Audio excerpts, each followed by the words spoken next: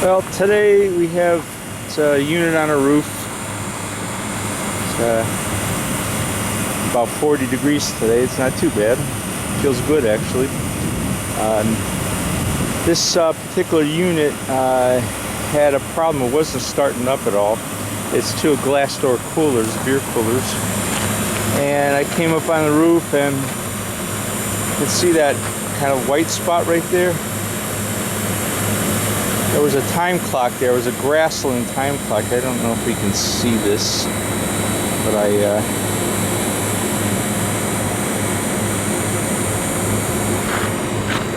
nah, it's not gonna come.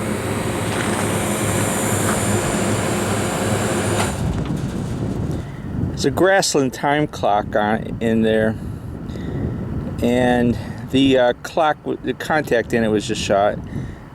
So I pulled it out, and what the guy did was that installed it.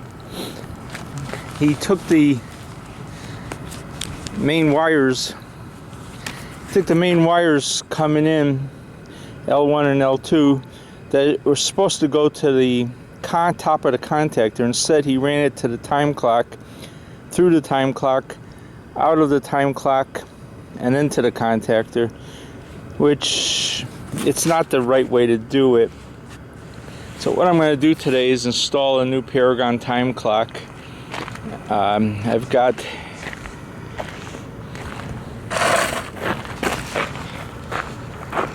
it's a 804520. It's just a basic time clock. There's no defrost termination on it. You don't need it. It's a walk-in cooler. And I got to put it in the electrical department over here. So that's what I'm doing today. I'll be wiring that in. What I've got to do is I've got to mount this box in here. And these controls are in the way. Good idea to turn it off. Now the power's off. So these are the two lines that were connected directly to the time clock. I just moved them over here and connected them where they're supposed to be, right on the top of L1 and L2. And T1 and T2 go to the compressor. So what the time clock's got to do fundamentally is control the contactor coil, turn the compressor on or off. And that's all we're going to do right now. So I've got to move this over and this down.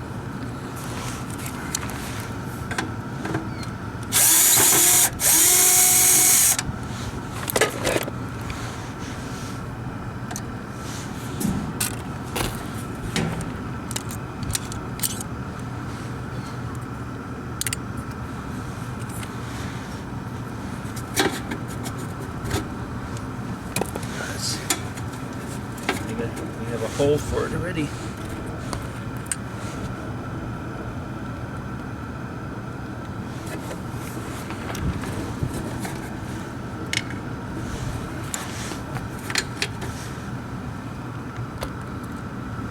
This is the relay, start relay.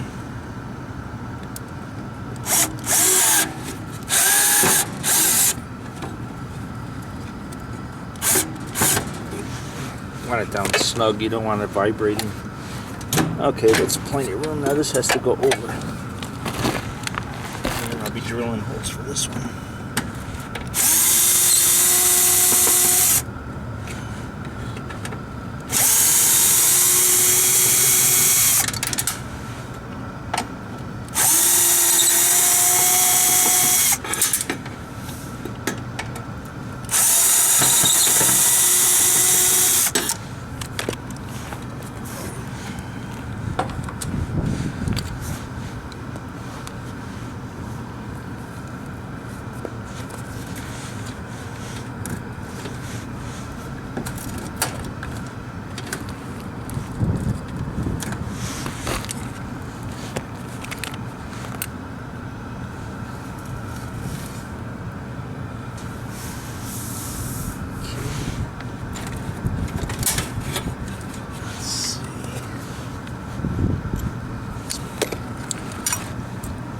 Ground wire to another spot.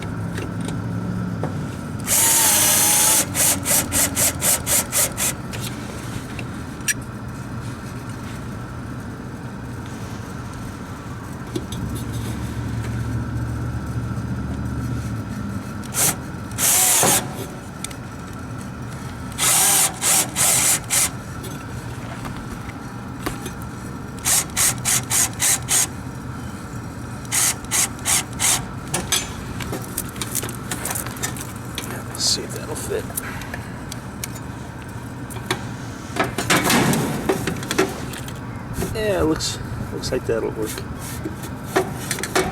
Just like that.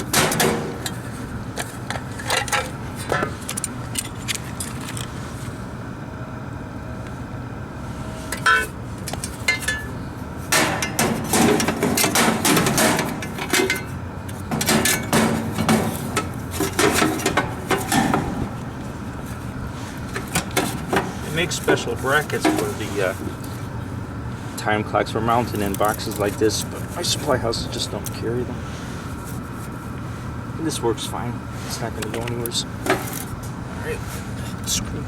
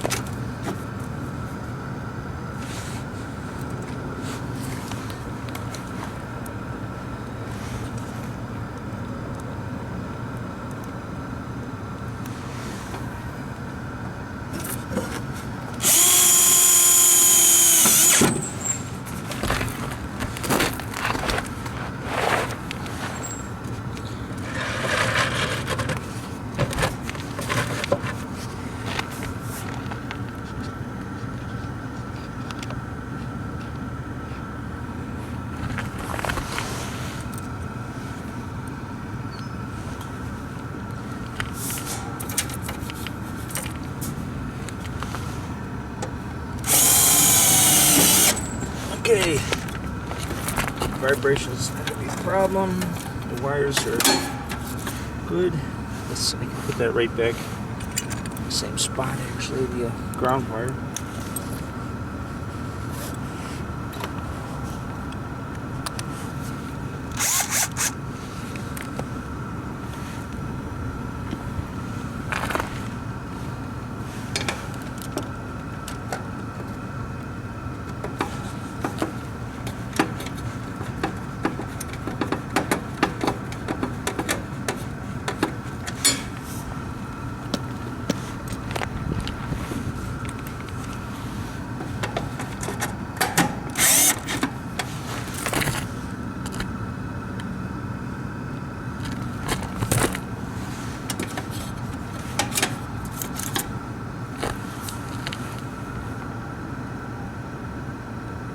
Okay,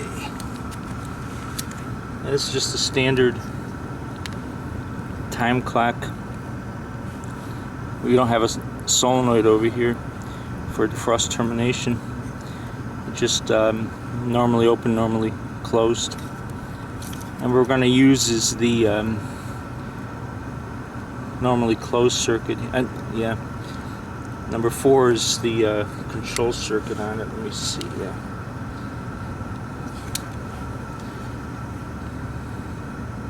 Timer motor, let's see if I find you here. Timer motor is where these 2 yellow wires are, and it has to be live all the time. So I have to get L1, I'm sorry, yeah, L1 to, I'll get L1 to here and L2 to here. That's my two circuits here and here. And L1 will go through here, and this will be the control circuit. Go through the controls to the contactor coil, and then the L2. So let's put that in. It's got these 2 plastic feet over here that have to snap in little slots. That went in too easy. Okay.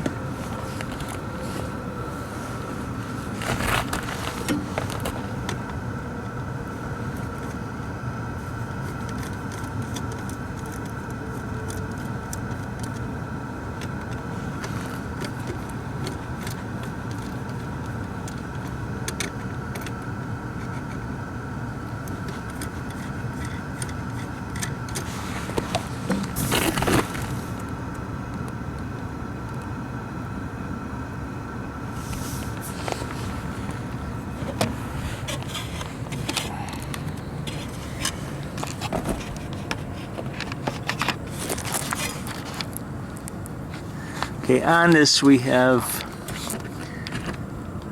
these pressure transducers, the pressure controls, the green controls. One is a low pressure switch, and we have two on the, let's see, two on the suction, oh, that's the discharge line, okay.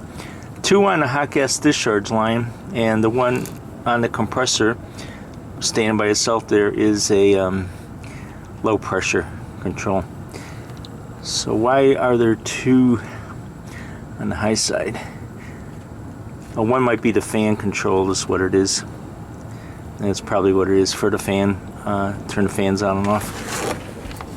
So I have to figure out which one is the low pressure switch.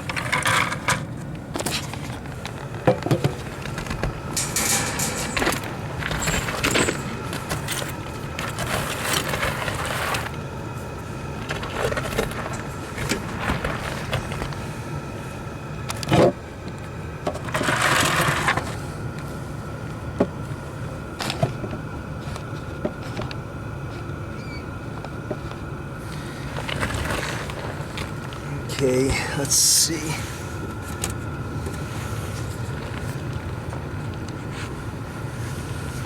Check out this wire, where these wires all go.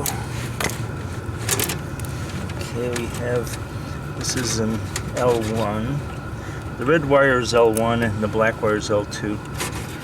Okay, this orange wire is going from L1 to the pressure control, and coming back from the pressure controls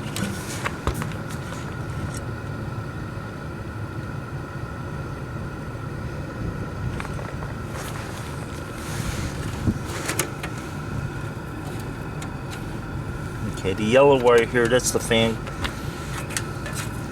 Now it's not connected. What's going on there? Okay.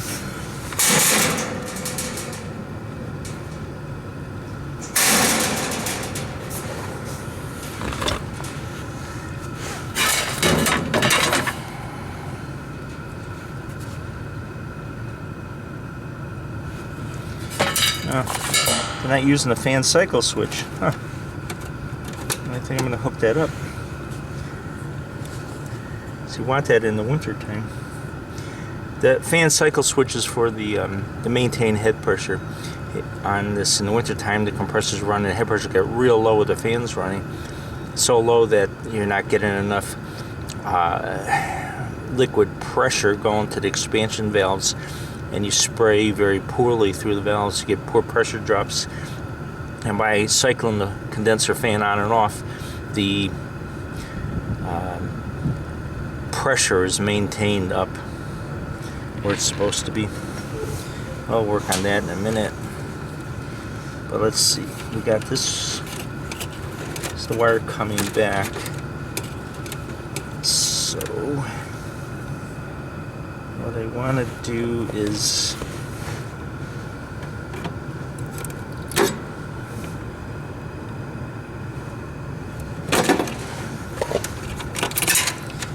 this, we want to go to the number 4. Let's see.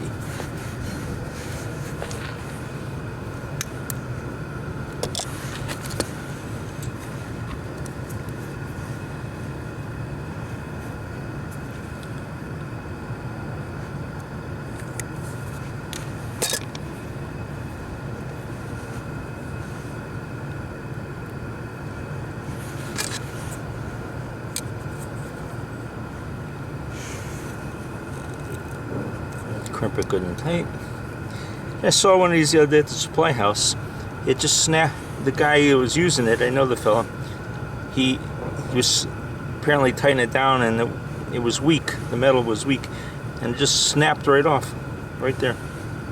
This portion just broke right off, which is kind of a surprise, because I don't know about you guys, but when I crimp things down, I tend to grit my teeth really hard, and I'm afraid one of these days I'm going to break one of my molars or something. I just find myself gritting it. Okay, this is the control circuit, goes to number 4. I like just to pinch the ends of the prongs over so it won't just like fall off until the screw comes loose.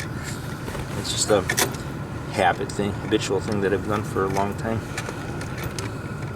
I don't like using the round circle crimp-ons because then you got to take the screw all the way off. Here I can loosen the screw up and pull on it and come off. Okay, that's the control circuit. When we get L1 here, it'll go through here, through the control circuit, and back to the coil like it was before. So that's pretty easy. Now I just have to connect on here and here with some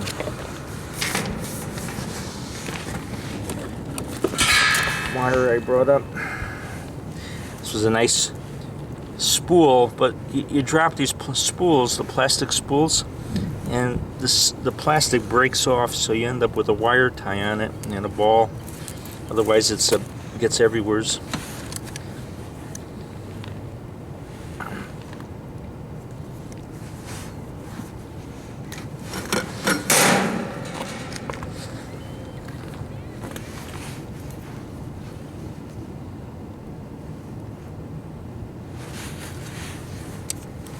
Oh, it's nice out today. It was cold the other day. We had some snowflakes. This is January, the middle of January. Feels like springtime. Okay, this is L1. So let's get on L1. This is fundamental. It's not much voltage going through because you're running the timer motor and the coil in the contactors, so I mean it's not even an amp. It's just very small amount. Okay.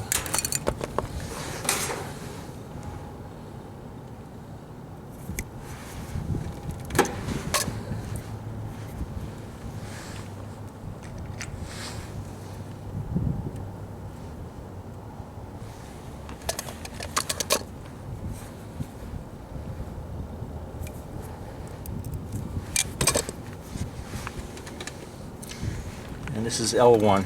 L1 goes to, on this time clock, it goes to N. I'm not going to be able to get the ends of the prongs on this one.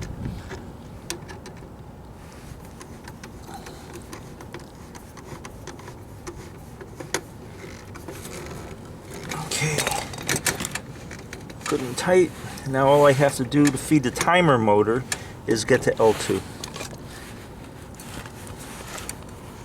It's a simple time clock. Some of the freezer time clocks are a little bit more involved. You have to run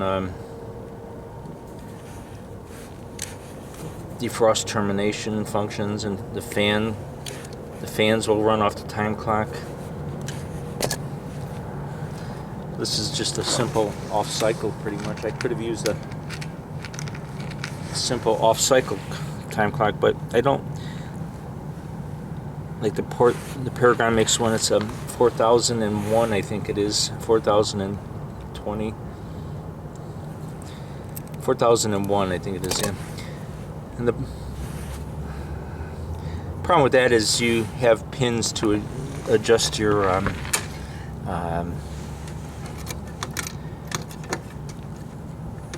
you got to cut in and cut out, and you have wide settings on it. Get like an hour. It's hard to keep it. All right, that just came off. Where did it go? Oh, down here. Okay. Let's see if I can get at these.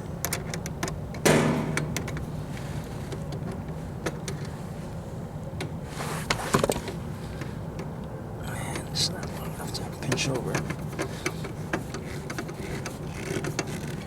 Okay, and we want to connect there.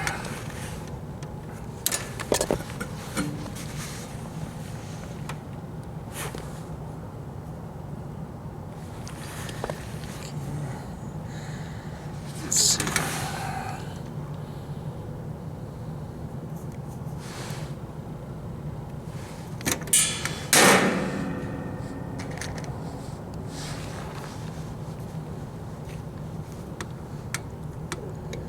A fellow does heating work up on, this is a strip mall here, or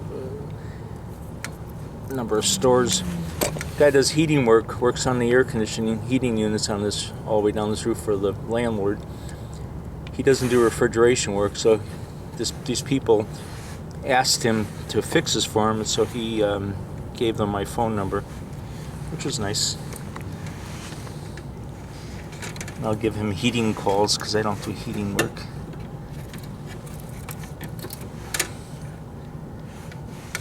It's funny how some people migrate to a specialty and they hold on to it. Never really wanted to do heating work, but it's always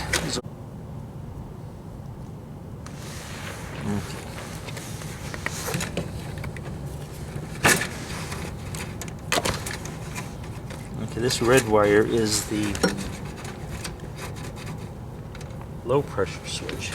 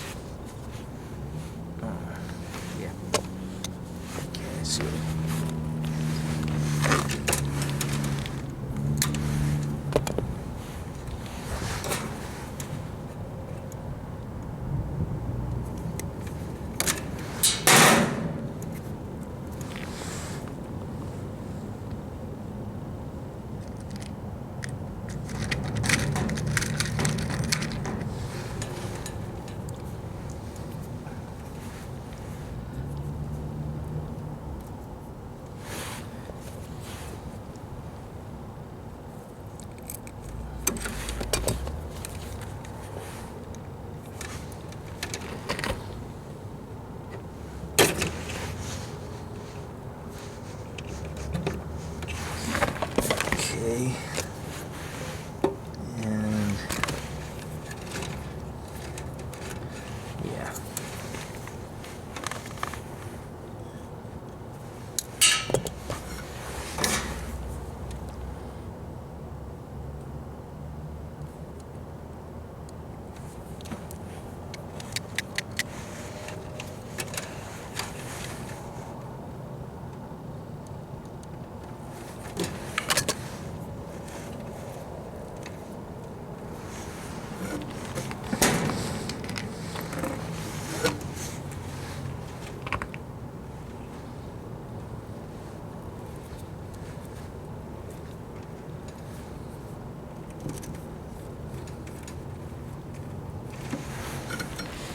Okay, so now we have L1 goes from here, top of the contactor. These two wires, the big red and black, come right from the box, go to the top of the contactor. L1 goes here to the clock, through the clock, out 4. 4 is the high pressure switch. It's a high pressure disconnect switch on the safety switch on the compressor. The fan's off, the head pressure will build up too high and it'll trip off.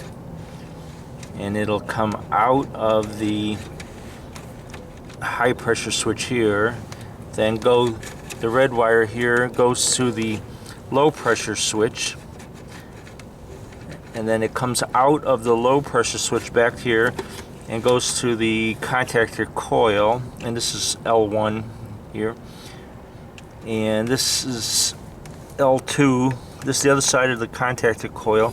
L2 goes to L2. So now we have a completed circuit from the time clock. Okay, L1 through the time clock, makes contact, comes out, goes through the high pressure control, comes back here, the orange wire, goes to the low pressure control, the red wire. Out of the red wire, comes back here, to the contactor coil, out of the contactor coil to L2. So we'll go from L1 to L2. And this L2 here is just to feed the timer motor. Now it has one defrost on it in 24-hour period, which I don't think is enough in the summertime. So what I'm going to do is I'm going to put, you can get through the winter time with one defrost, but just for the sake of it, I'm going to put in more defrosts. I'm going to put in at least 3 defrosts on it, and because next spring I won't remember to add more defrosts. And they probably won't get a call up here, so I'll do it ahead of time. This system might even need more.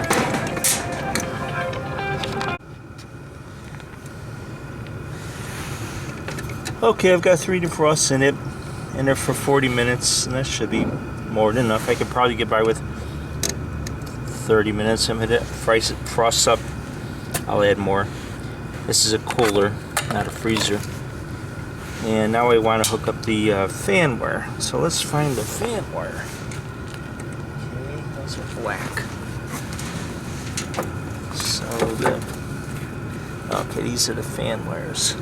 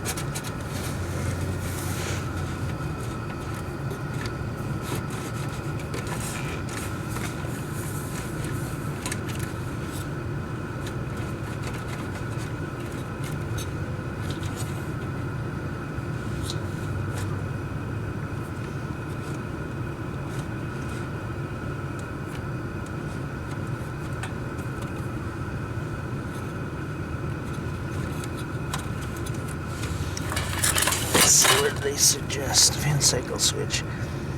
Black, yeah. Okay. So it goes there.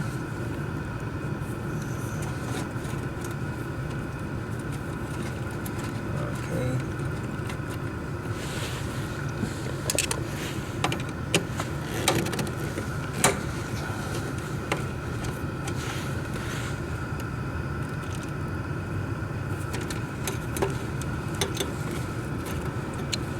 Wow. Look at that. I don't know how that was even making contact.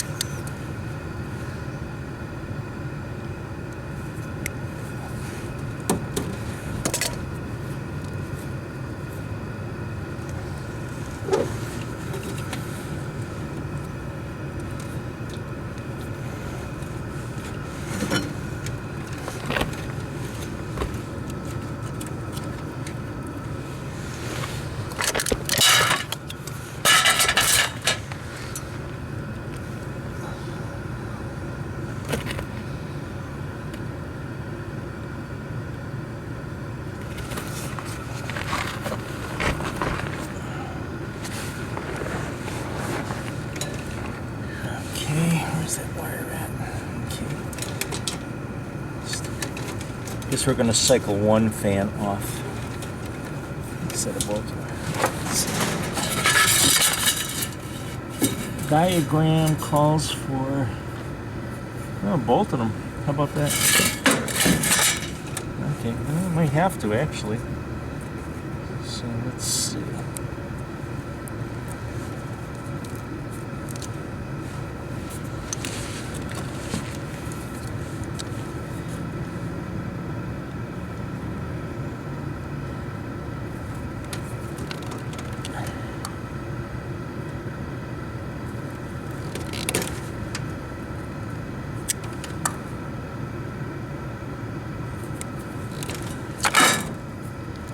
I think I'm just gonna cycle one fan on and off, keep one on.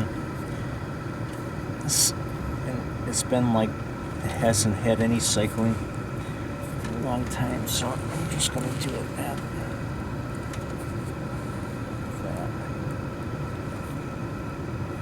That way it'll maintain some head pressure.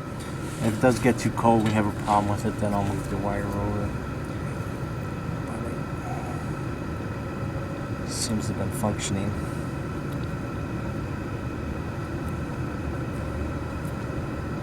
And that way, if this little pressure control is bad or is going bad, I don't know. It may have been disconnected for a reason. If I keep one fan on all the time, it'll protect against the unit tripping off on high head pressure. And hopefully they'll notice the box not running cold enough and they'll call. Then I'll take that cheap little pressure transducer off and I'll put a good Ranco condenser fan switch on there. Okay, we're good. So we have the yellow wire going to the pressure transducer, coming out of the pressure transducer to the fan motor, out of the fan motor and back to L1. So we got L2 to L1. So we should be pretty good. These factory put these wire ties on these capacitors. Both of them broke. Snapped probably from the cold. It's not going to go anywhere. It's a pretty safe, stable place, and it's insulated with these wires. Okay, let's see if what we got.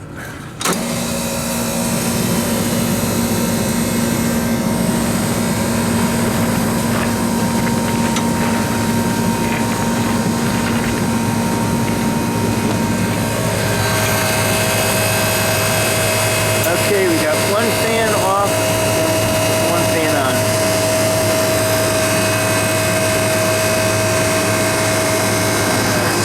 Sight glass looks pretty good right now, but it's just starting up. With one fan on, it'll have higher pressure. So let it run for a while. That fan should kick in a minute if that controls, but what I want to do right now is I want to check the defrost. So let's turn until this pin comes around and the copper comes around and it lines up. It should go off right now. Okay. It would be good to have a solenoid valve on the system, so this controls a solenoid valve. But apparently they just have, it's a compressor on and off switch, which it would have been better to put a solenoid pump down system on this. Okay.